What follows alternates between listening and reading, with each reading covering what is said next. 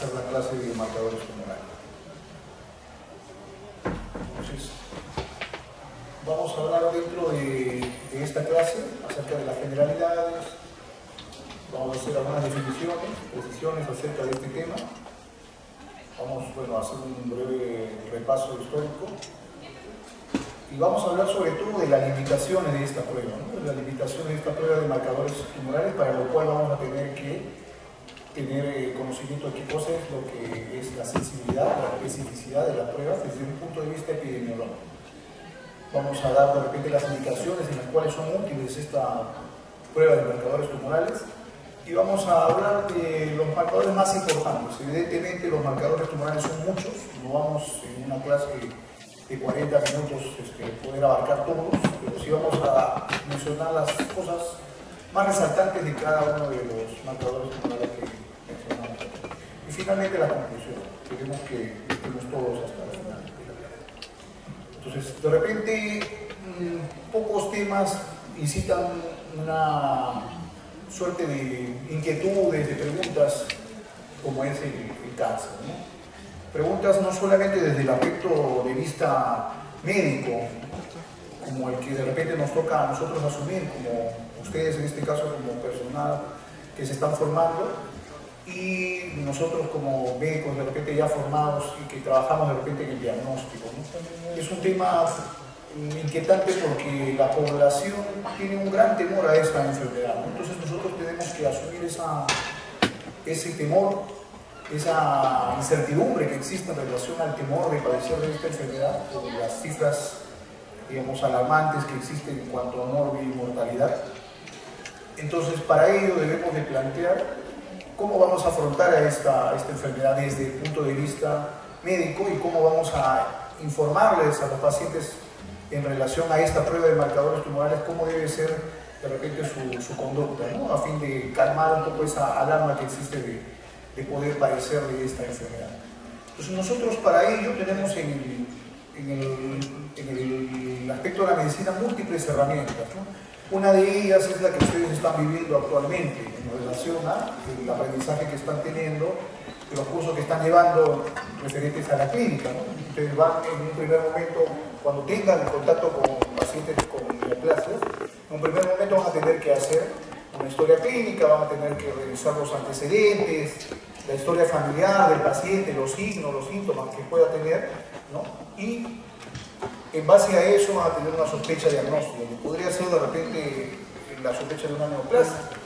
Para ello van a tener también herramientas de apoyo, ¿no? Herramientas de apoyo diagnóstico, entre las cuales se cuentan los exámenes de imágenes, desde los más sencillos, como puede ser de repente una radiografía, hasta los más complejos, como puede ser de repente una tomografía computada por emisión de positrones. Vamos a tener una serie de exámenes que nos van a permitir de repente localizar, realizar un estadiaje de cómo está la evolución de la enfermedad, estamos hablando de neoplasias, ¿no? Y poder así, en relación a nuestro diagnóstico, tener una mejor perspectiva para poder abordar ese problema que tenemos en relación al paciente, ¿no? Entonces, así mismo vamos a tener exámenes que son ya de repente un poco más invasivos, ¿no? Vamos a tratar de localizar en dónde se encuentran las lesiones tumorales, vamos a poder hacer una suerte de, digamos, de llegada hacia donde se encuentran esas lesiones a través de las denominadas endoscopías, ¿no? Van a haber endoscopías de diferentes tipos, dependiendo de dónde creamos nosotros que vamos a tener localizado el tumor de la neoplasia.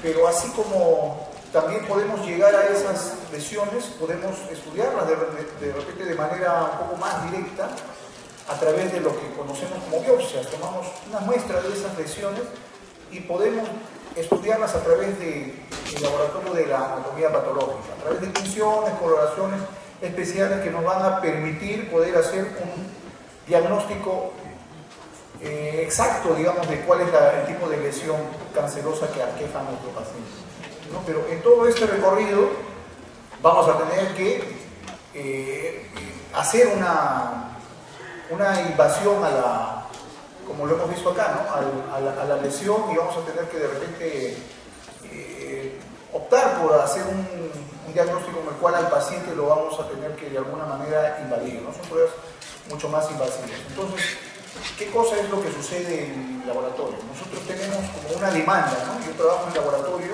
el ámbito de la patología clínica es el ámbito en el cual se estudian todas las posibles repercusiones de las enfermedades en el laboratorio clínico, dicho sea de paso. Entonces existe una demanda por tratar de, a través de un examen, definir cómo podría ser el abordaje de las neoplasias en los pacientes, ¿no? Entonces tenemos la necesidad de, a través de una toma de muestra de una sangre, así como hacemos de repente pruebas de hemogramas, como hacemos pruebas de glucosa, tratar de definir una neoplasia en una muestra sanguínea o de repente en algún líquido biológico. La muestra sanguínea es la muestra más representativa y de repente a la cual tenemos un acceso más sencillo, ¿no? En relación a eso, ¿cómo definimos entonces esta sustancia que nos va a dar un indicio de cómo se presenta el cáncer en relación a la persona? Entonces, hay múltiples definiciones desde el momento en que esta sustancia denominada marcador tumoral fue propuesta, ¿no? Entonces, acá tenemos una definición de los años 90, por ejemplo, la cual lo consigue como una molécula o una sustancia o quizás un proceso el cual puede encontrarse alterado y de manera cuantitativa o cualitativa mostrarnos las evidencias de un proceso canceroso o precanceroso, ¿no? Y que podemos detectarlo a través de una prueba de laboratorio.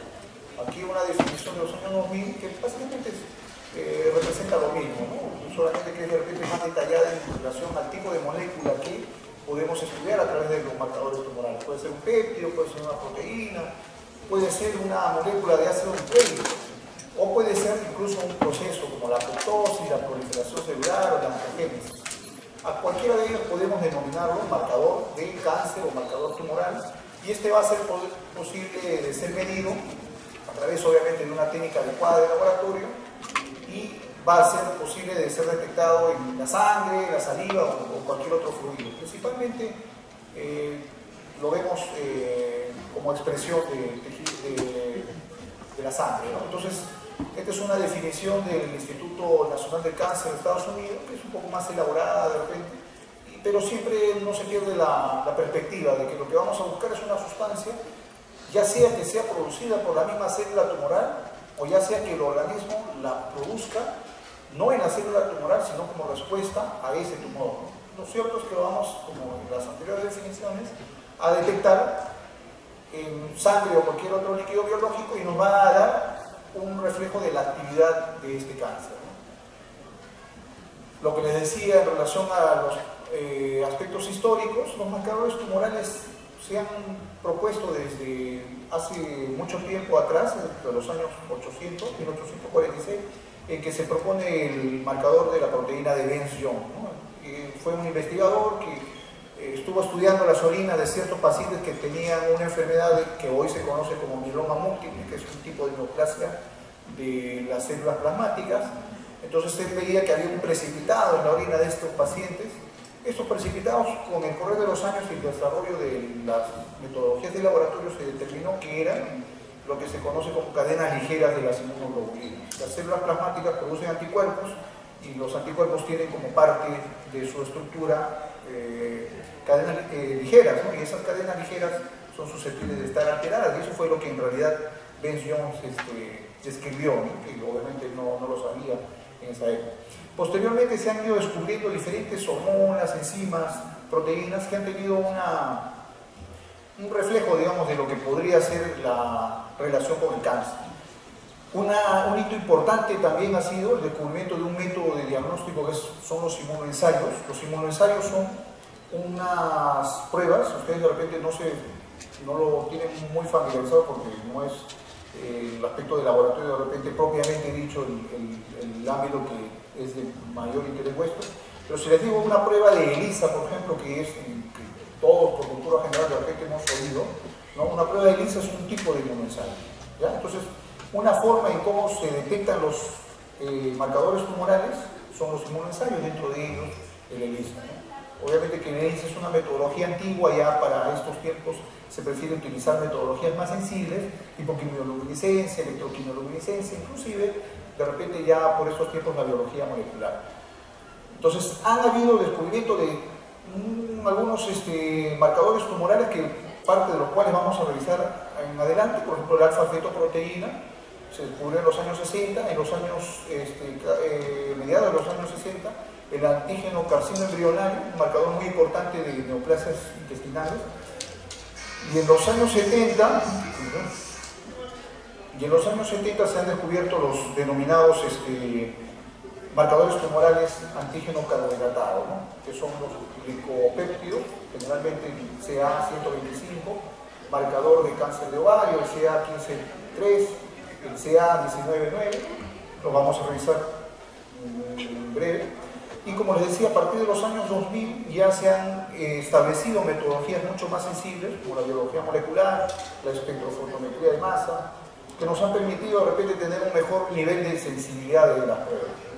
¿Okay? Entonces, dentro de esta demanda que existe por tener una prueba de diagnóstico que, no siendo invasiva y con tan solo una muestra de sangre, pudiéramos nosotros, determinar qué tan extendido o hacer un diagnóstico predictivo del cáncer, ¿no? Porque esa es una de las principales inquietudes que tenemos con relación al cáncer. El poder abordarlo en un momento en que todavía se pueda plantear una cura, de repente, o un tratamiento más promisorio, ¿no? Porque generalmente el problema del cáncer es que los síntomas, los signos se expresan ya cuando la enfermedad está avanzada, ¿no? Entonces la idea de desarrollar un marcador tumoral tiene como concepción el poder predecir esta enfermedad en un momento en que todavía se puede plantear una cura, de repente quirúrgica, de repente a través de la quimioterapia. Y en ese sentido se han desarrollado conceptos que vale la pena repasar, ¿no? Siempre que ustedes vean el tema de marcadores tumorales van a ver la palabra de marcador tumoral o la frase marcador tumoral ideal. Eso se relaciona a cómo quisiéramos, cómo esperáramos, cómo debería ser esta sustancia salvadora que nos permitiría poder predecir cómo va a ser el cáncer, un determinado tipo de cáncer, y poder hacer un tratamiento antes de que se produzca la lesión, ¿no? Entonces, en relación al marcador tumoral ideal, las características que debe tener es que elevarse solamente en presencia de cáncer, es decir, elevarse no en ninguna condición fisiológica, no en ninguna otra enfermedad que no sea una neoplasia, ¿no? Entonces, esa es una de las primeras características. La otra característica es que sea secretado por cada tipo de tumor que se tenga, ¿no? Es decir, si yo tengo un tipo de cáncer que quiero estudiar, cáncer de pulmón, debe de existir una sustancia específica para el cáncer de pulmón y esta no elevarse en cualquier otro tipo de cáncer. Si tengo un cáncer de próstata, por ejemplo, esta sustancia se debe elevar justamente en el cáncer de próstata y no en otro tipo de neoplasia, ¿no? Entonces a eso se refiere que sea específico para cada tumor. Y ser detectado mínimamente por cierto en sangre, ¿no? Que es, digamos, el líquido biológico al cual podemos tener acceso más fácilmente. Ser cuantificado, esto nos permite de repente predecir un estadio, ¿no? En el momento en que podemos detectarlo, para poder valorar qué tan elevado está con relación a la enfermedad. Y correlacionarse, ¿no? Con el desarrollo del tamaño del tumor, es decir, cantidades pequeñas, tenerlas medibles para que podamos hacer algo al respecto, ¿no? Entonces eso es como quisiéramos en realidad el marcador tumoral, y más o menos tiene este comportamiento en el tiempo, la curva de cómo se comportaría el marcador tumoral si es que nosotros tuviéramos la posibilidad de tener un marcador con esas características, ¿no? En una etapa temprana o donde no hay aún cáncer, considerando esta línea de puntos como los valores normales o por debajo de los cuales no se considera cáncer, tener un estadio en el cual no hay neoplasia, tener negativos los valores, ¿no? Y apenas se presenta el carcinoma in situ, ver que estos valores empiezan a elevarse, de repente valores más bajos. Conforme el cáncer sigue siendo aún localizado, se eleva un poco más, de repente hasta la forma en que ya se hace metastásico, ¿no? Y ya se disemina por todo el organismo, en el cual vamos a tener su máxima expresión. Y consecuentemente a una detección, ¿no? Y a una acción terapéutica que podamos hacer, a un tratamiento quiero decir, va este marcador a disminuir, remitir, ¿no? Conforme ese tratamiento es efectivo. Y en relación a si ese tratamiento no es efectivo, empezar nuevamente a aumentar los niveles de este marcador tumoral. Así es como debería de comportarse el marcador tumoral en el tiempo, ¿no? Lamentablemente, esto en la práctica, en lo real, no va a suceder así, ¿no? No existe un marcador tumoral ideal. Porque si fuera así, esto nos permitiría, por ejemplo, hacer alguna actividad en relación a estas etapas, ¿no? In situ, cuando está localizado, y poder de repente hacer un diagnóstico precoz, una intervención mucho más adecuada y también lograr realizar un seguimiento mejor, ¿no? Entonces, de todo esto que se ha mencionado, es básicamente lo último en lo que sí tienen utilidad los marcadores tumorales, como vamos a ver. Es decir, predecir las recaídas y servir como marcador de seguimiento terapéutico. Entonces, este marcador tumoral, laboratorialmente hablando, para encontrarlo a través de una prueba diagnóstica de laboratorio, debe de cumplir el requisito que tiene que ser 100% sensible y 100% específico, desde un punto de vista epidemiológico. Pero ustedes me dirán, doctor, ¿qué significa 100% sensible, 100% específico? Desde un punto de vista epidemiológico. Entonces, eso lo vamos a explicar a través de un gráfico. Espero que, en la medida que estén atentos, lo van a comprender, les va a servir para todas las pruebas de diagnóstico en realidad. ¿Ya? Entonces, imaginemos que tenemos en una población en que en lo real hay individuos sanos, ¿no? Hay pacientes que no tienen cáncer y hay pacientes que tienen cáncer. Vamos a suponer que estamos buscando el cáncer de próstata. Entonces van a haber pacientes o personas que no tienen cáncer de próstata, que están indicados ahí con la figurita de verde, y van a haber personas que sí tienen cáncer de próstata, que de repente no lo saben, que de repente no tienen síntomas, pero que en lo real estamos planteando que tienen cáncer de próstata, dentro de una población en general. Entonces, y por otro lado tenemos una prueba de laboratorio, en este caso la medición del antígeno prostático específico. Lo primero que tenemos que hacer en relación a una prueba de laboratorio en la cual queremos verificar qué tan sensible, qué tan específica es establecer un punto de corte, un punto óptimo, ¿no? Entonces ese punto de corte, en la medida que los valores de ese punto de corte, cuando hagamos la medición de este antígeno prostático específico, los encontremos superiores a este valor de corte, en este caso consideramos 4 nanogramos por mililitro, ¿no? Entonces por encima de este valor la prueba es positiva. Entonces tenemos una prueba positiva por encima de 4 nanogramos por mililitro. Y por debajo de 4 nanogramos la prueba es negativa, la prueba de laboratorio. Entonces, ¿cuándo es 100% sensible una prueba? La prueba es 100% sensible cuando con esta prueba de laboratorio, a través de la positividad, puede detectar al 100% de los individuos que tienen realmente la enfermedad. Entonces la sensibilidad la podemos de alguna forma definir como la capacidad que tiene de clasificar correctamente a un paciente enfermo dentro del grupo de pacientes que tienen resultados positivos. Entonces es la capacidad que tiene la prueba de detectar enfermedad o pacientes enfermos. Análogamente, para la especificidad, la podemos definir como la capacidad que tiene la prueba de laboratorio, en este caso la prueba de marcador tumoral PSA, para diagnosticar o para poder establecer la prueba positiva en los pacientes que están sanos, que no tienen enfermedad. ¿Ya? Entonces es la capacidad que tiene la prueba de detectar pacientes sanos o personas sanas.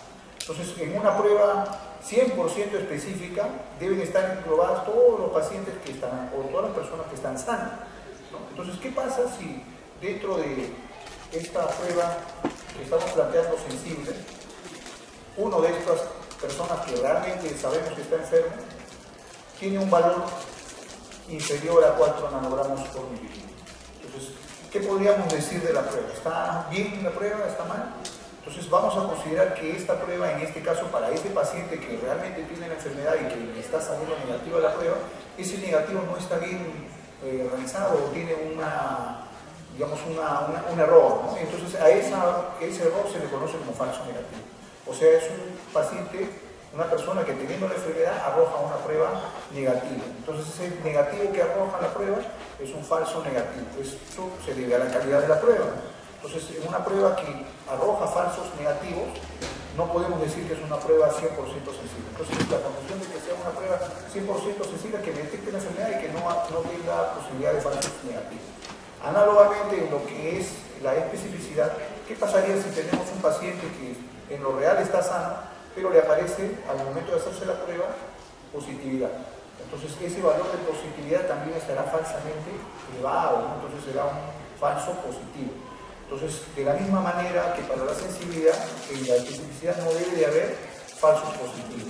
Entonces, una prueba será 100% específica y 100% sensible en la medida que pueda detectar población enferma, realmente, verdaderos enfermos, y y en la medida que para la especificidad detecta verdaderos personas sanas. En lo real, eso no sucede. Cuando queremos evaluar el marcador tumoral PSA, no tiene ese comportamiento. Entonces se va a comportar en realidad como lo que hemos mencionado. Va a haber, sí, es cierto, la detección de personas que tienen valores negativos y están sanas, al igual que pacientes que tienen cáncer, de repente asintomáticos, pero que van a tener valores positivos. Pero dentro de ello van a haber también falsos positivos y falsos negativos, como lo hemos establecido. Es así el verdadero comportamiento de los marcadores tumorales. Entonces, esa es una razón por la que podemos decir que un marcador tumoral que quisiéramos nos podría salvar la vida, en el sentido de que podríamos dosarlo y poder predecir que una persona va a tener cáncer aún en los estadios en los cuales se encuentra asintomático, en realidad no existe, ¿no? Entonces, no hay ningún marcador que sea 100% sensible y 100% sensible. Esta es otra forma de ver, digamos, esa relación. Tenemos un grupo de pacientes en los cuales algunos están enfermos y otros están sanos, y les aplicamos una prueba de diagnóstico, vamos a tener resultados positivos y resultados negativos. Los pacientes enfermos que tengan una prueba positiva serán los verdaderos positivos, mientras que las personas que estando sanas arrojen valores positivos para esta prueba serán los pacientes con los resultados falsamente positivos. Del mismo modo, ¿no? Pacientes enfermos que arrojen resultados con la prueba negativos serán considerados falsos negativos, y los que estando sanos tengan pruebas negativas serán considerados los verdaderos negativos. Entonces, la sensibilidad en forma de cociente viene a ser expresado por esta relación que acabamos de decir. Entonces, esto es en relación a lo que es la definición de sensibilidad y especificidad desde el punto de vista estadístico o epidemiológico, cuando queremos estudiar una prueba en relación a una población en la cual tenemos enfermos y no enfermos. Pero, si queremos definir la sensibilidad y especificidad desde un punto de vista laboratorial netamente, vamos a encontrarnos con conceptos como sensibilidad analítica o especificidad analítica, que muchas veces podemos confundir con lo anterior. Sensibilidad analítica, ¿qué cosa es? Es la capacidad que tiene una prueba de laboratorio de medir una pequeña cantidad. En ese sentido, aquí es mucho mejor cuando la sensibilidad de una determinada prueba es muy baja. ¿Qué quiere decir? Que yo no necesito esperar a que haya valores tan altos para poder dosar o medir una sustancia. Me basta con que haya pequeñas cantidades. Entonces es lo mejor, que la prueba tenga una baja sensibilidad analítica, que no tiene nada que ver con lo que acabamos de mencionar anteriormente. Y especificidad analítica se refiere a la capacidad de discernir, de discriminar en una prueba el analito o en la sustancia que estamos queriendo medir. Si nosotros tenemos en una mezcla compleja, como puede ser de repente la sangre, ¿no?, en la cual tenemos diferentes sustancias que debemos medir, vamos a decir, por ejemplo, ¿no?, glucosa, creatinina, etc., ¿no? Entonces, de esas sustancias, una prueba me puede definir solamente la que yo quiero, glucosa. En ese sentido, vamos a decir que esa prueba es específica, analíticamente hablando, para esas sustancias. Entonces, sí que haya interferencia de las otras sustancias que pudieran estar ahí también. Entonces, con una prueba específica que tenga alta especificidad analítica, vamos a determinar una sola sustancia que es la que queremos medir en realidad. Entonces, les había dicho, ¿no?, lo real, el mundo de los marcadores tumorales no concibe la presencia de un marcador que sea 100% específico. Entonces, se comportan en realidad como lo mostramos aquí, ¿no? Ningún marcador es específico o alcanza la especificidad del 100% como para poder definirlo como marcador ideal. Porque vamos a encontrar elevaciones, por ejemplo, ¿no?, por ponerles un ejemplo, el antígeno carcino embrionario se eleva no solamente en cáncer intestinal, cáncer de colon, que es predominantemente donde se lo busca, sino se puede elevar en cáncer de ovario, se puede elevar en cáncer de pulmón, ¿no? Entonces, no hay una especificidad para un tipo de tumor. Ahora, van a haber situaciones de un mismo cáncer. Por ejemplo, tenemos un paciente con cáncer de próstata y algunos van a presentar elevaciones muy considerables, otros de repente no tantas. Entonces, no hay un mismo comportamiento de un marcador tumoral con relación a un mismo tipo de cáncer. Otra característica es que no todos los pacientes con un mismo tipo de cáncer van a tener el valor asociado a ese marcador elevado. Y eso lo vemos, por ejemplo, en el cáncer de pulmón. En el cáncer de pulmón hay múltiples tipos de cánceres y cada uno va a elevar un un determinado tipo de marcador tumoral que no siendo específico se puede encontrar en unos más elevados que en otros. En algunos tipos de pacientes encontraremos más elevado el antígeno carcinoma embrionario, en otros pacientes encontraremos más elevado la neurona específica, ¿no? El marcador cifra 21, ¿no? O en otros de repente vamos a encontrar ningún marcador elevado, como en algunas personas que nunca presentan, a veces en algunos tipos de cánceres elevados, ningún marcador. Entonces el comportamiento de las pruebas de marcadores tumorales no nos sirve para poder hacer una predicción del cáncer o de quiénes van a tener cáncer. Lo general que ocurre es que cuando ya definimos aumento de estos marcadores tumorales en sangre, ya en realidad el estadio de la enfermedad va a ser por lo general relativamente ya avanzado, es decir, cuando ya exista una gran cantidad de masa tumoral que lo esté produciendo. Entonces esto es importante en ustedes, ¿por qué? Porque ustedes van a ser el futuro de la medicina del Perú. Entonces, de repente la etapa de pedir los marcadores indiscriminadamente ya pasó, ¿no? O sea, no podemos pedirle a un grupo de pacientes en los cuales no tengamos indicios de que tienen cáncer, marcadores tumorales a diestra y siniestra, ¿no? Porque esto genera ¿qué cosa? Las entidades de servicios públicos, por ejemplo, en las cuales yo trabajo en el seguro, y ahí pues todo está subvencionado, ¿no? Todos los pacientes que ingresan ahí se les pide una determinada prueba y no le cuesta nada a los pacientes, se les marca. Entonces cuando a veces el médico pasa visita en las salas de hospitalización o en los consultorios, bueno, como no cuesta nada, a veces tenemos la mala costumbre pues de decimos, ¿no? Un paciente que viene por tos, de repente con expectoración, tiene una cierta edad, decimos, ese cuadro podría estar producido de repente por un cuadro neoplásico, vamos a pedirle marcadores tumorales. Y ¡suaz! Le marcas todos los marcadores tumorales a Dios por haber, sin que necesariamente lo requieran, ¿no? De mismo modo, igualmente, marcas todo lo que tenga relación con la sospecha que tú puedas creer tener. No quieres descartar todo. Entonces le marcas, de repente dices, no, este cuadro que trae es debido a un cuadro autoinmune. Le marcas anticuerpos antinucleares, por ejemplo, y así, ¿no? Entonces, nosotros tenemos que, en relación a los conocimientos que estamos adquiriendo, poder hacer un uso racional de los recursos que tienen nuestros hospitales. ¿Por qué? Porque eso va a determinar que de repente pacientes o personas que realmente requieren estos marcadores no van a encontrar en el futuro la posibilidad de que se haga esta prueba, porque consumir los recursos innecesariamente va a determinar que de repente en un país como el nuestro, donde precisamente la abundancia no es lo más frecuente, se terminen los reactivos por los cuales hacemos las pruebas, ¿no? Y eso es prácticamente lo que siempre nos encontramos, ¿no? Tenemos escasez de reactivos para cuando en realidad se requiere. Entonces tenemos que, en razón a lo que acabamos de decir, ¿no? Los marcadores tumorales no son marcadores que nos permitan hacer un diagnóstico ni tamizaje, entonces no lo debemos de pedir indiscriminadamente. Y eso ocurre no solamente aquí en el Perú, sino en otras latitudes también, ¿no? Y aquí les he puesto unos ejemplos de estudios que se han realizado no solamente en nuestro país, sino en Europa, por ejemplo, ¿no? Que hay un estudio que sucedió en Irlanda del Norte, otro en Inglaterra, otro en Grecia, en los cuales inclusive, ¿no? A veces nos sorprendemos por qué le pedimos marcadores tumorales para pacientes que no lo requieren, o incluso tipos de tumores que no lo requieren, ¿no? Por ejemplo, acá en este artículo le solicitan hasta casi un 20% de solicitudes a pacientes varones, un marcador que es para cáncer de ovario, ¿no? Lo mismo también lo vemos, por ejemplo, en las instituciones públicas. A veces vemos solicitudes de antígeno PSA, o sea, de cáncer de próstata en pacientes mujeres, ¿no? Que obviamente no tienen esta glándula y no habría razón por las cuales sospecharse ese tipo de cáncer. Y así, ¿no? Entonces, esto no es esta conducta de pedir indiscriminadamente los marcadores tumorales, no es una cuestión propia de los países subdesarrollados. También sucede en los países desarrollados.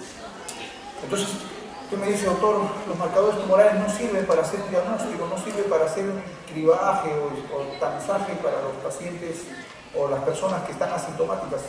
Entonces, ¿para qué sirven? Entonces, bueno, tienen unas indicaciones las cuales tenemos que nosotros definirlas razonalmente, ¿no? Entonces, un marcador de forma aislada, un marcador tumoral, no ha demostrado, como se ha mencionado, por no tener 100% de especificidad y 100% de sensibilidad, servir para el tamizaje. ¿Qué cosa es tamizaje? Cuando yo tengo una población en la cual yo no sé si habrá enfermos o población sana, ¿no? Entonces, digamos, aparentemente todos están sanos, pero yo no sé quién tendrá la enfermedad o quién no. Entonces le hago una evaluación a través de un test diagnóstico y en relación al resultado positivo o negativo que me salga esta prueba, yo determino quiénes pueden estar enfermos. Entonces, para ese tipo de pruebas, o sea, para determinar búsqueda de cáncer en pacientes que son asintomáticos, no sirven los marcadores tumorales y lo volvemos a repetir. Si bien es cierto, pueden contribuir al diagnóstico, por sí solos no hacen el diagnóstico. Entonces, nosotros hemos visto una serie de herramientas que tenemos, imágenes, ¿no?, de otros estudios que podemos realizar, entre los cuales los estudios de marcadores tumorales son parte de esos estudios, ¿no? Por sí solo yo no puedo hacer un diagnóstico. Si le encuentro un PSA a un paciente que sospecho incluso de cáncer de próstata, y si me encuentro elevado, con ese resultado yo no le puedo decir, ¿sabe qué? Usted tiene cáncer de próstata, fehacientemente, y darle un tratamiento. Es necesario hacerlo de todas maneras una biopsia. Entonces, los marcadores tumorales van a contribuir en realidad al diagnóstico, pero por sí solos no son el diagnóstico. Entonces, ¿en qué sentido vamos a nosotros poder tener una unidad, ¿no? Para establecer la extensión de la enfermedad, hemos visto que no se correlaciona en realidad el valor del nivel de marcadores tumorales que podamos dosar en sangre con el estadio de la enfermedad, porque muchas veces aparecen recién cuando ya la enfermedad ha tenido una progresión mayor, ¿no? Entonces, van a haber algunos marcadores que sí podrían darnos un indicio de la extensión, pero en general no todos lo pueden hacer. Nos van a predecir un pronóstico, algunos sí, algunos no. Por ejemplo, el cáncer de mama tiene un marcador que es el CA15.3. Este marcador, cuando se encuentra elevado por un determinado rango, nos da indicio de que la enfermedad está muy avanzada y que el pronóstico de repente de ese cáncer no es muy bueno. Entonces, así, vamos a tener marcadores que nos van a poder dar un indicio de repente del pronóstico. ¿Nos van a poder predecir la recaída cuando hemos dado tratamiento? La mayoría sí, ¿no? Que vamos a ver que tienen ese comportamiento, que da tratamiento y generalmente disminuye, y cuando vuelven a aparecer pueden mostrar niveles nuevamente aumentados. No, pero para lo que principalmente sirven es para monitorizar la respuesta a un tratamiento, ya sea quirúrgico o de quimioterapia o radioterapia, el tratamiento que esté indicado para el tipo de cáncer. Para eso es lo que van a servir, para darnos idea a estos marcadores tumorales. Entonces, ¿cómo lo vamos a optimizar? De una manera, digamos, unos principios básicos que tenemos para poder, de repente, analizar el resultado de los marcadores tumorales es tener presente la concentración, la cantidad que pueda tener el sangre. Entonces, cuando nosotros tenemos una sospecha de un cáncer, ¿no?, encontrar valores muy elevados nos da un indicio más probable de que pueda tratarse una neoplasia versus que no se pueda tratar de una neoplasia, ¿ya? Entonces, cuando tenemos valores más elevados, nos habla que es posible, más posible, que pueda tratarse de cáncer. Entonces, en relación a eso, tenemos que tener en consideración la concentración que pueda tener el valor de los marcadores tumorales. Debemos tener en cuenta siempre patologías benignas, sobre todo para las elevaciones moderadas de estos marcadores tumorales. ¿Por qué? Porque existen enfermedades tipo insuficiencia renal crónica, tipo insuficiencia hepática crónica, ¿no?, debido a que estos marcadores se eliminan, se excretan por la orina, ¿no?, o se metabolizan en el hígado. Entonces, muchas veces cuando hay afección de estos órganos, estos marcadores se van a acumular, ¿no? Y al acumularse, de repente en un momento en que se los esté midiendo en una persona que no tiene cáncer, va a mostrarse parcialmente o levemente elevados, ¿no? Entonces tenemos que tener en cuenta con los pacientes que tienen como diagnóstico de fondo hepatopatías crónicas o insuficiencia renal crónica. En ellos pueden encontrarse falsamente elevados, pero en rangos moderados. Lo otro es lo que les había dicho, ¿no? Ningún marcador por sí solo es diagnóstico de cáncer. Entonces, en las elevaciones moderadas que podemos tener de algunos marcadores, lo lógico es esperar, de repente hacer un nuevo control, ¿no? Ver cómo en el tiempo, si esa enfermedad progresa, va a haber una nueva valoración. A veces son eventos aislados que suceden cuando a veces en algún tipo de persona descubrimos o le estamos sospechando alguna enfermedad y por ende se le ha solicitado, o de repente sin motivo se le ha solicitado algún marcador tumoral y este se encuentra moderadamente elevado. Antes de generar una alarma, antes de recurrir de repente a exámenes mucho más cruentos, como puede ser de repente una biopsia, lo lógico es de repente dosarle o volverle a dosar después de 2 semanas, por ejemplo. Salvo que no esté de repente ya contraindicado o tenga una indicación mucho más específica, ¿no? Como lo vamos a ver, por ejemplo, que sucede en el cáncer del PSA, antígeno prostático específico, que sirve para el carcinoma de próstata. Entonces, lo ideal es valorar esa evolución del nivel, del valor del marcador tumoral en aproximadamente 2 semanas, ¿no? Y considerando que esta persona de repente pudiese tener factores de riesgo, ¿no? Como podría ser de repente tener el antecedente de familiares directos que hayan padecido o hayan fallecido de cáncer, ¿no? En relación a la prevalencia que pueda tener un determinado tipo de cáncer por edad, por sexo, también es importante que valoremos esa evolución de los niveles de los marcadores tumorales y también la presencia de cuadros clínicos que a veces no consideramos, ¿no? Como puede ser de repente un síndrome consultivo, ¿no? O lo que le denominan síndrome constitucional, que se presenta con anorexia, astenia, desgano, ¿no? Pérdida de peso, que de repente en ese contexto podremos de repente darle un mayor valor a esas elevaciones moderadas, ¿no? Y poder considerar la posibilidad de que se trate de cáncer y de repente recurrir a métodos de diagnóstico un poco más invasivos.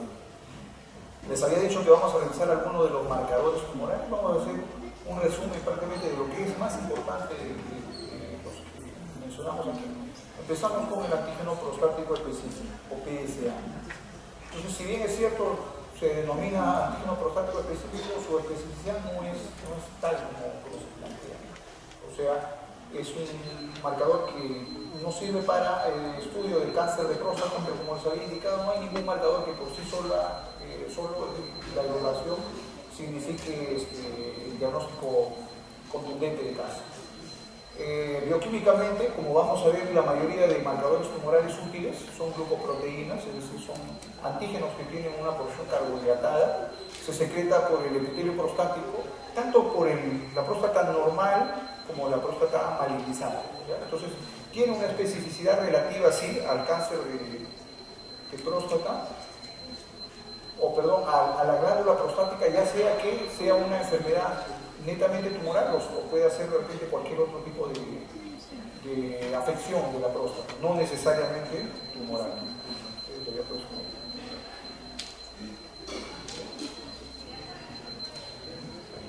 Entonces, el PSA en realidad para una patología prostática tiene un 98% de especificidad, sea independientemente que sea cáncer o no sea cáncer. El valor de corte ya más o menos lo habíamos establecido, es 4 nanogramos por mililitro, ¿no? El valor que se considera más o menos un punto de corte para considerar positivo o negativa la prueba de antígeno prostático específico. En relación a ello, vamos a encontrar que valores muy aumentados, obviamente que nos van a significar la mayor posibilidad de que se trate de cáncer de próstata, mientras que valores que estén en el limbo, como se dice, o en la zona gris, entre 4 y 10 nanogramos, en ellos vamos a tener que, de repente, antes de recurrir a ejecutar una biopsia, ¿no? En el contexto de que sospechemos neoplasia, debemos de considerar que también en esos rangos podemos encontrar elevaciones por patologías benignas, como puede ser la hipertrofia benigna de próstata, ¿no? Entonces, no necesariamente encontrar en este rango va a significar la presencia de cáncer. Entonces, generalmente en cáncer, en este tipo de marcador tumoral, tenemos dos formas, dos fracciones que medimos. El PSA total, como lo habíamos mencionado, y el PSA libre. En el rango que se encuentra entre la zona gris, es decir, entre 4 y 10 miligramos, es ideal hacer la medición del PSA libre.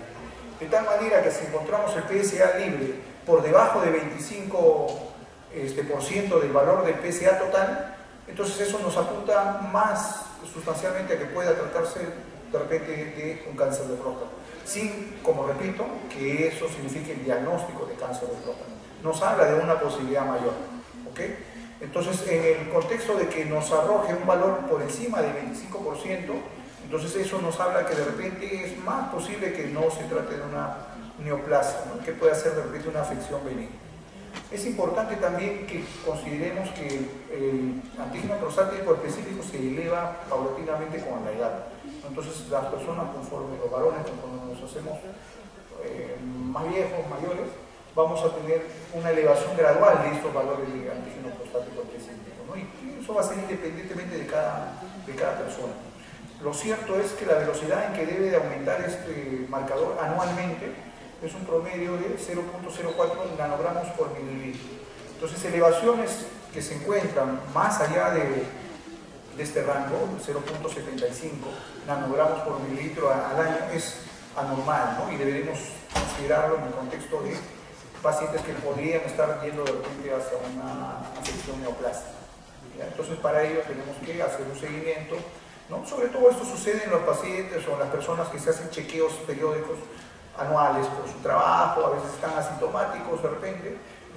Entendamos que el cáncer muchas veces no da síntomas en sus estadios iniciales. Una persona podría tener cáncer de próstata, no tener ningún síntoma y tener de repente elevaciones mayores a este 0.75 nanogramos por mililitro en el tiempo, ¿no? Lo otro que tenemos que tener presente, lo que ya hemos afirmado, no es por sí solo la elevación diagnóstico de cáncer de próstata. Nosotros vamos a tener de repente elevaciones muy altas, por encima de 10, de repente tenemos 20 nanogramos por mililitro, y eso no significa que le demos con ese resultado un tratamiento a la persona. Necesariamente se tiene que confirmar a través de una biopsia, ¿ok? Entonces, eso es en relación a que ningún marcador, obviamente, lo vuelvo a reiterar, tiene 100% ni de especificidad ni sensibilidad. Los niveles de, como se ha dicho, para la mayoría de marcadores son útiles para supervisar el tratamiento, ¿no? Entonces, nos sugiere la recurrencia cuando estos marcadores se vuelven a elevar, el PSA se vuelve a elevar en relación a que hayamos aplicado una conducta terapéutica con el cáncer diagnosticado ya incluso por otras metodologías.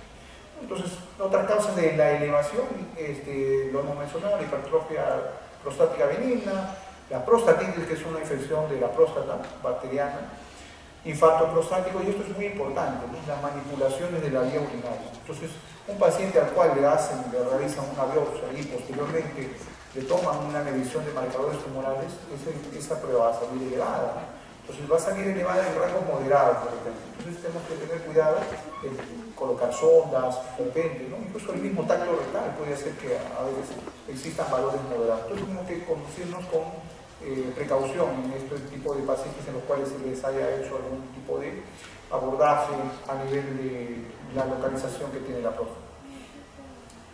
Bueno, finalmente, para este marcador no existe como la posibilidad de utilizarlo como tamizaje. Esto también en cierta forma ha sido discutido por diferentes sociedades, porque lo que buscamos en relación a los marcadores tumorales es sacarle el máximo provecho, ¿no? Entonces, tratamos de algunos que tengan una mejor especificidad, como es el caso del antígeno prostático específico, de repente, bajo ciertas circunstancias, poder utilizarlos como tamizaje. Este es el único marcador tumoral, por eso no sé si recuerdan una de las diapositivas en las cuales decía que no se utilizan como tamizaje, y PSA estaba con signos de interrogación. ¿Por qué? Porque algunas sociedades lo preconizan como útil para tamizaje. ¿En quiénes? En personas que son mayores de 50 años, en los cuales se va a hacer la evaluación anual, ¿no? Y que tengan sobre todo antecedentes de familiares que hayan tenido cáncer de próstata o que pertenezcan, pues, incluidos dentro de la etnia morena o raza negra, ¿no? Sin que el término implique discriminación, ¿no? Entonces, en ellos,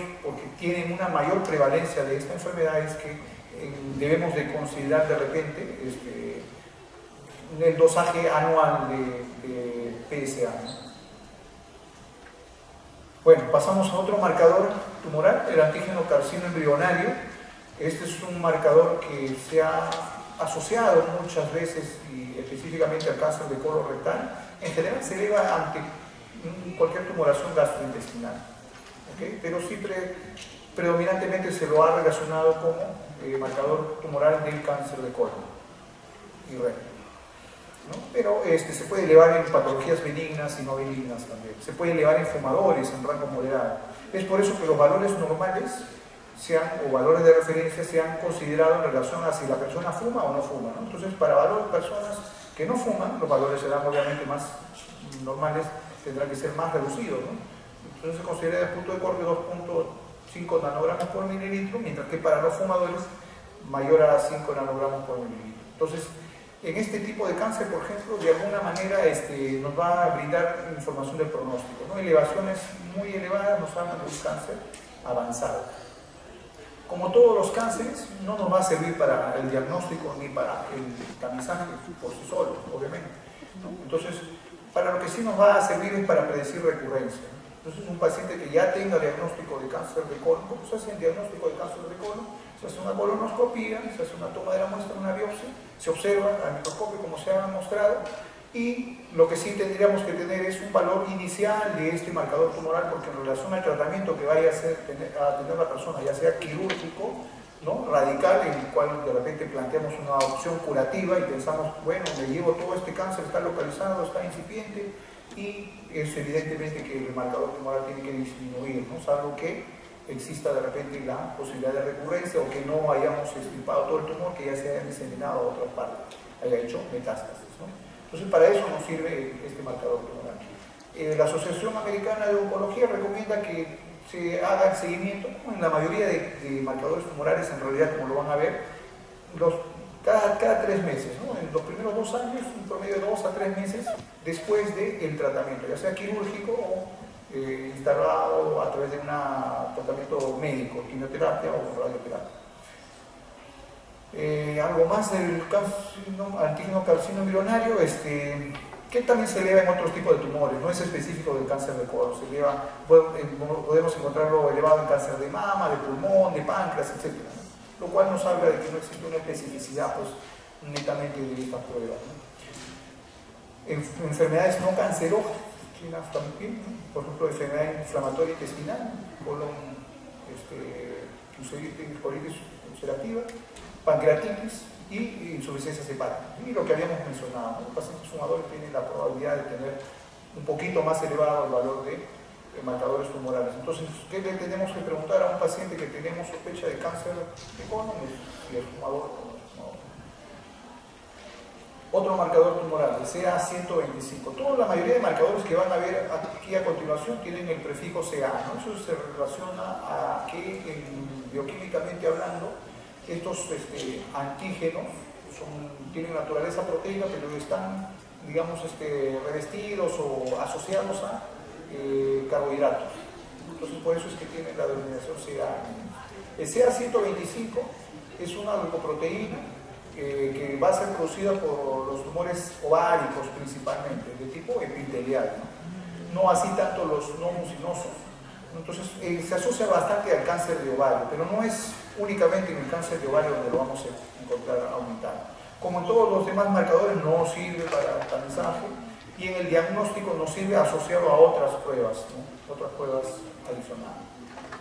Entonces, niveles por encima de 35 unidades por mililitro ya se consideran anormales, ¿no? Aunque el valor en realidad que nos hace sospechar de un cáncer netamente de ovario es un poco mayor, ¿no? Porque también se pueden encontrar valores aumentados en patologías benignas, como puede ser endometriosis, incluso aspectos fisiológicos, ¿no? El embarazo, la menstruación, y en todo tipo de derrames. Los pacientes que tienen derrame pericárdico, derrame pleural, pancreatitis, ¿no? Insuficiencia renal, se va a encontrar aumentos moderados de este marcador. Entonces, no podemos establecer un diagnóstico con solamente la elevación moderada de CA125, debemos establecer otras pruebas. También se eleva, al igual que el antígeno carcinoma embrionario que vimos anteriormente, el cáncer de mama, de vejiga, de pulmón. Entonces no es específico, pues, para solamente el cáncer de ovario. Si bien es cierto que la utilidad mayor la tiene en el cáncer de ovario. Entonces ustedes cuando tengan un paciente en el cual sospechan o la biopsia ha indicado que es un carcinoma epitelial de ovario, entonces el marcador que le tienen que pedir para el seguimiento, que es para lo que en realidad tiene utilidad, es el CA125, porque nos va a predecir recidivas y una respuesta buena o no al tratamiento que estemos instaurando. Pasamos rápidamente al siguiente marcador. El marcador 15.3 es un marcador que se ha asociado al cáncer de mama, ¿no? Entonces, valores por lo normales son valores por debajo de 35 unidades por mililitro. Como los demás marcadores no es específico del cáncer de mama, también se va a asociar a elevaciones de otros tipos de cáncer, pero cuando queremos estudiarlo desde un punto de vista de seguimiento, lo utilizamos para el cáncer de mama. Entonces, como los anteriores marcadores, no se recomienda para cáncer. Para pronóstico, encontrar marcadores, valores elevados de esto nos habla de una irresecabilidad del tumor de mama. Mientras más elevado es más difícil de que el tumor esté localizado en la mama, ¿no? El cáncer de mama es un tumor que por estar cercano a la vía linfática y tener alta irrigación es susceptible de diseminarse pronto, ¿no? Entonces, valores bien elevados nos habla ya de que el tumor no está solamente en la mama localizada. Como les había dicho, no es específico solamente el cáncer de mama, también se eleva el cáncer de ovario, pulmón, pero con menores posibilidades. Entonces, básicamente nos sirve para el seguimiento del cáncer de mama. Es el marcador ideal para el cáncer, el seguimiento y del cáncer de mama, seguimiento del tratamiento y detección de la recidivas. Este CA19.9 es un marcador que tiene que ver con patología pancreática, ¿no? Y es por eso que es el marcador que se utiliza para estudiar el cáncer de páncreas. Sin embargo, se eleva también otros tipos de neoplasias intestinales, ¿no? Puede ser el mismo cáncer de colon, no tanto de repente como el antígeno carcinoma embrionario. Entonces, preferentemente lo utilizamos para el estudio de cáncer de páncreas, ¿no? Entonces, valores por encima de 300 tienen un valor pronóstico superior al 90%, ¿no? O sea, nos dicen que esta persona tiene un cáncer de páncreas casi contundentemente. La elevación del CA19.9 también se ha encontrado elevado en otro tipo de neoplasias, hígado, ovario, etc. No vamos a ahondar mucho más aquí. Entonces, siempre ustedes, al igual como de repente se lo decía a los alumnos que van al hospital de Barranca a hacer las prácticas, hay diferentes aspectos del conocimiento que nosotros en medicina vamos a abarcar. Nosotros, de hecho, como médicos generales, por más que queramos, por más que estudiamos, no vamos a poder abarcar todo el conocimiento posible, lastimosamente, porque es muy corto el tiempo y es muy amplio el conocimiento. Entonces siempre tenemos que tratar de resumir, de tratar de escoger lo sustancial que nos puede servir para nuestra vida profesional que hemos elegido, ¿no? En ese sentido, como les decía a los alumnos, de repente si tienen un problema con algún tipo de clase porque engloba de repente demasiados conceptos, demasiados conocimientos, pese a que estamos tratando de repente hacerlo lo más resumido posible, lo más dirigido, siempre tenemos que asociar en relación a ciertas enfermedades, como por ejemplo pudo haber sido el caso de la clase de anticuerpos antinucleares, ¿no? Hay demasiados datos, entonces asociemos. Yo les he dejado al final del caso un cuadro en el cual están predominantemente los marcadores para el órgano que está, digamos, mayormente implicado y sobre el cual se hace el estudio de seguimiento, ¿no? Entonces el CA119 el 19.9 es para el cáncer de páncreas. Pasamos al siguiente marcador. La alfa-fetoproteína es un marcador que tiene una muy buena especificidad, sobre todo para tumores primarios de hígado. Entonces, siempre que tenemos en un paciente que tenga una masa reflejada a través de una ecografía o un examen de imágenes, necesariamente tenemos que pedirle la alfa-fetoproteína para valorar posteriormente su seguimiento. ¿Okay? Entonces, para eso nos sirve. Obviamente que también nos puede servir para el cáncer metastásico que haya venido de otras regiones, ¿no? Y otra cosa, otra aplicación que podemos darle a la alfa-fetoproteína es el estudio de los cánceres testiculares. ¿Ya? En los estudios de los cánceres testiculares vamos a utilizar, y esto quiero que atiendan también, tres tipos de marcadores tumorales, básicamente. Uno de ellos es la alfa-fetoproteína, otro es la hormona gonadotropina coriónica y otro es la enzima que ya ustedes conocen, la lactato deshidrogenasa. No vamos a hablar obviamente de la lactato deshidrogenasa, solamente decirles que todo tipo de cáncer de testículos se encuentra aumentada y para el seguimiento debemos esperar de que este valor se reduzca, ¿no? Pero de lo que sí vamos a hablar es de la alfa-fetoproteína, porque es el momento, y de la hormona gonadotropina coriónica. Para todos los cánceres testiculares terminales que son no seminomatosos, o sea que cuya base, digamos, morfológica no sea un no seminoma, vamos a pedir los tres marcadores: alfa-fetoproteína, hormona gonadotropina coriónica y lactato deshidrogenasa, ¿no? Si en cambio para los seminomas, en estos no se eleva la alfa-fetoproteína, entonces no debemos de requerir, si es que tenemos el indicio, ¿no?, a través de la biopsia, que se trata de un seminoma, entonces no tiene sentido pedir la alfa-fetoproteína porque este marcador no se va a encontrar aumentado. Incluso encontrar aumentado el alfa-fetoproteína en el contexto de una tumoración testicular que sospechamos que es cancerosa, prácticamente nos descarta que sea un seminoma, salvo que, ¿no?, este seminoma sea seminoma y a la vez tenga restos o partes de tejidos que sean también de tipo no seminoma, ¿no? Entonces, es decir, que sean eso. En ese caso sí podemos encontrar de repente elevación de alfa-fetoproteína, cuando predominantemente sea seminoma, pero también tenga unas regiones no seminoma. Entonces, cuando es no seminoma, cuando es seminoma, básicamente el marcador que nos sirve es la hormona gonadotropina coriónica, la citrulina beta. Entonces, para los cánceres testiculares, esta es la conducta que debemos de aplicar. Y obviamente, en relación a cuán esté aumentada, nos va a servir para el seguimiento. También se puede ver aumentado en enfermedades no cancerosas, ¿no?, tipo embarazo, enfermedades hepáticas, cirrosis, etc. La hormona gonadotropina coriónica, que la hemos mencionado hace unos minutos, hemos dicho que su utilidad es el cáncer testicular, ya lo vamos a volver a repasar, pero también es útil saber que al ser esta hormona producida por la célula del sincicio trofoblasto, es obvio que, pues, que en tumoraciones que tengan que ver con el sincicio trofoblasto, como puede ser la moras galactiforme, vamos a encontrar aumento de este tipo de hormona. Puede ser también el coriocarcinoma, que es un tumor que se puede encontrar en las personas. También se va a encontrar elevada la hormona gonadotropina coriónica. La especificidad se la va a dar la subunidad beta, que es una de las dos subunidades que componen esta hormona. Entonces, le decía, en los cánceres en varones testiculares, cuando se trata de tumores seminomatosos, seminomas puros, va a haber una elevación de la beta-HCG, de repente no tan frecuentemente, un 10 al 25% de casos se ve elevado esto, mientras que para los tumores seminomatosos, no seminomatosos, se va a ver elevado mayormente, ¿no? Entonces, siempre que tengamos un tumor de ambos tipos, necesariamente tenemos que pedir beta-HCG. Y si tenemos elevado el seminoma o tenemos presupuesto que tenemos como diagnóstico un tumor seminomatoso, pedimos solamente beta-HCG y lactato deshidrogenasa. Pueden existir falsos positivos, como en todo tipo de marcadores tumorales, como lo hemos mencionado, ¿no? Ahí están las situaciones en las cuales se puede encontrar elevado.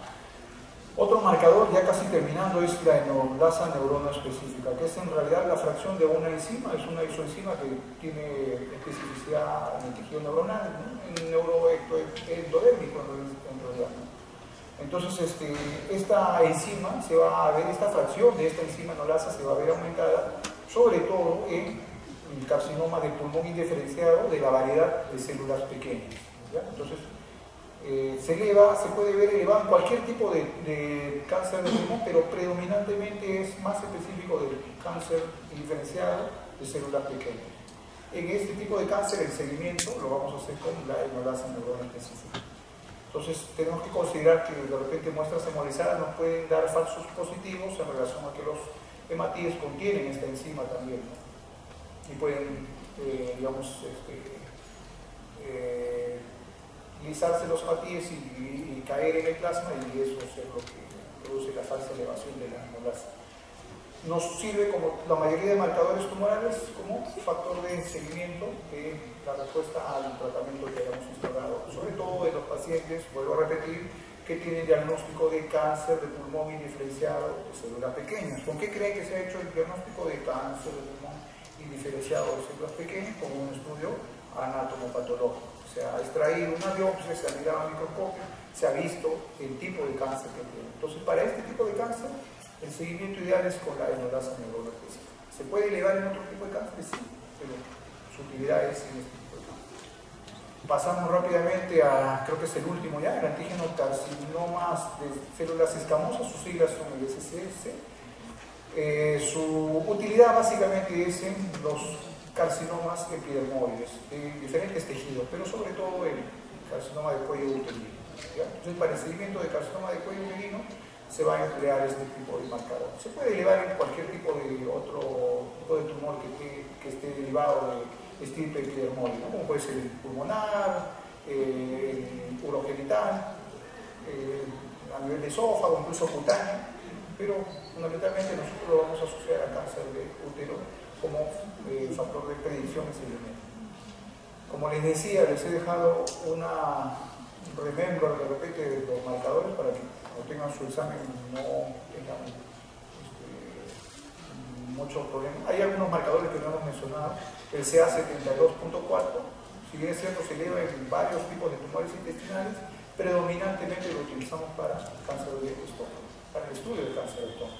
El otro es el CIFRA21, ¿no? Que es un marcador de múltiples tipos de cáncer, ¿no? Pero también lo utilizamos predominantemente en cáncer de pulmón de células no pequeñas. De pequeñas habíamos dicho que es de la hemoglasa neurona específica, sin que tenga en realidad una especificidad muy marcada, ¿no? Porque en el cáncer de células no pequeñas también se puede elevar el antígeno carcinoma embrionario, por ejemplo. Entonces no es un marcador muy útil, no tiene una medición, si bien es cierto, en los últimos años ha sido muy sobrevalorada. Hay otro tipo de cánceres, como el cáncer de tiroides, por ejemplo, ¿no? El cual vamos a emplear de repente la tiroglobulina como una hormona, como marcador, sobre todo para los cánceres que son foliculares. Para los cánceres de médula, de tiroides, de médula ósea no, sino de cánceres medulares de tiroides, utilizamos predominantemente la calcitonina. Y así, ¿no? Acá es un resumen de los marcadores principales que se encuentran. El que aparece primero es el que es el más específico. Y con esto terminamos, ¿no? Los marcadores tumorales hemos visto que predominantemente son moléculas, son antígenos, ¿no? Son proteínas, pueden tener residuos carbohidratados. Habíamos visto en las definiciones iniciales que algunos autores consideraban inclusive procesos, ¿no? Como puede ser la proliferación, como puede ser la angiogénesis, como puede ser el proceso de apoptosis, como marcadores también, y eso de repente es discutible, ¿no? Pero lo que sí no es discutible es que desde el punto de vista molecular podemos emplear moléculas de ácidos nucleicos para poder establecer de repente la posibilidad de utilidad de los marcadores tumorales, que en este caso por provenir de ácidos nucleicos los consideramos marcadores moleculares. No sé si ustedes recuerdan que hace no mucho tiempo una actriz conocida, la actriz Angelina Jolie, se hizo una mastectomía total en relación a que le encontraron, ella tenía historia familiar de familiares que habían tenido cáncer de mama. Pero adicionalmente a esto, a ella le hicieron un estudio de marcadores moleculares, genes, que en realidad son protooncogenes. Ustedes saben que la fisiopatología del cáncer hay múltiples teorías, pero predominantemente tiene el conocimiento de que el cáncer en sí se da porque, entre otras cosas obviamente, porque existen ya entidades predisponientes, ¿no? Como pueden ser los protooncogenes. O sea, existen genes que están de alguna manera inhibidos, pero que en ciertos momentos se pueden activar, ya sea porque tienen exposición a radiación, a determinados agentes infecciosos. Lo cierto es que hay una predisposición, ¿no? Para poder tener cáncer, ¿no? De repente en una etapa más temprana de lo que contundentemente se produce, ¿no? Si alguien dijo por ahí que podríamos vivir más de 100 años, todos tendríamos algún tipo de cáncer en algún momento, ¿no? Porque aunque no lo crean, estamos produciendo cáncer todos los días de nuestra vida, solo que tenemos un sistema inmunológico que actúa como una especie de control y vigilancia que destruye esas células tumorales que se están produciendo diariamente, ¿no? Pero imagínense una persona que tiene algún evento inmunosupresor, como puede ser incluso una depresión muy fuerte, ¿no? Y eso es la razón por la cual se ha asociado el cáncer también a afecciones de tipo neuropsicológicas, por llamarlo así, ¿no? Entonces, independientemente de ello, los marcadores que se han podido estudiar, algunos más contundentemente que otros, están en BRCA1, BRCA2, que lo conocemos actualmente como moléculas BRCA, ¿no? Que podemos hoy por hoy incluso hacer estudios de paneles de genes, ¿no? Todos estos genes, el RAS, el TP53, el KRAS, ¿no? El HER, todos estos son protoncogenes que se pueden encontrar sobreexpresados, sin que necesariamente quiera decir que esta persona va a tener cáncer. Muchos de nosotros de repente tenemos estos protoncogenes, ¿no? Pero personas que tienen obviamente mayor predisposición porque tienen de repente enfermedades familiares en las cuales está constituido el hecho que van a tener mayor predisposición para hacer cáncer, es importante hacer el seguimiento de repente, en este caso predictivo, con estos marcadores moleculares. Finalmente, para concluir, el desarrollo de las tecnologías no es ajena al mundo del laboratorio clínico, de la patología clínica, que es la especialidad que yo debo seguir, ¿no? Entonces tenemos múltiples avances en lo que respecta a la biología molecular, por ejemplo, ¿no? En un futuro, de repente, todas las enfermedades se van a poder diagnosticar a través de un chip, ¿no?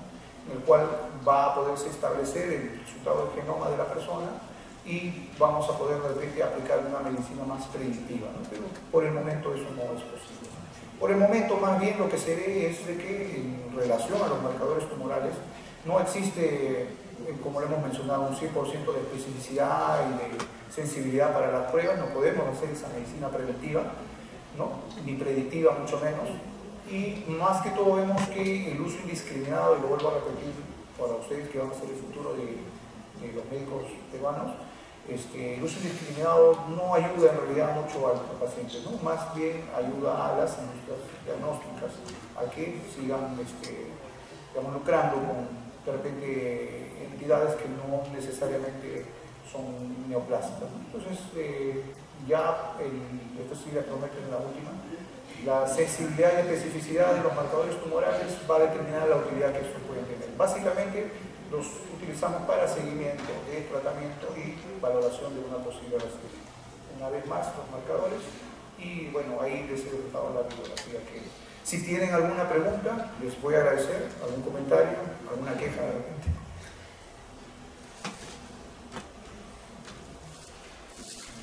Bueno, entonces, como no hay preguntas, creo que nos podemos ir a nuestra práctica.